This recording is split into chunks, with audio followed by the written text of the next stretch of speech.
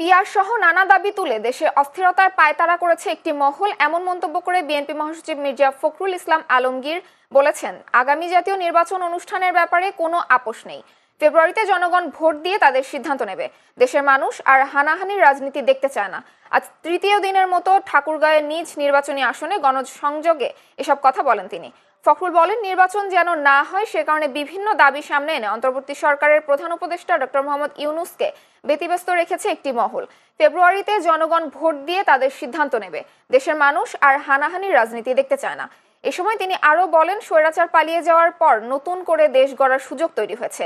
সংস্কার করা হবে পুরনো জঞ্জালের। আমাদের আস্থা ছিল একটা, যে আমরা হাসিনাকে সরাবো, এখানে গণতন্ত্র প্রতিষ্ঠা করব। বন্ধুগণ, আমাদের দেশের নেত্রী বেগম খালেদা জিয়া 6 বছর মিথ্যা মামলায় তাকে জেলে রাখছে।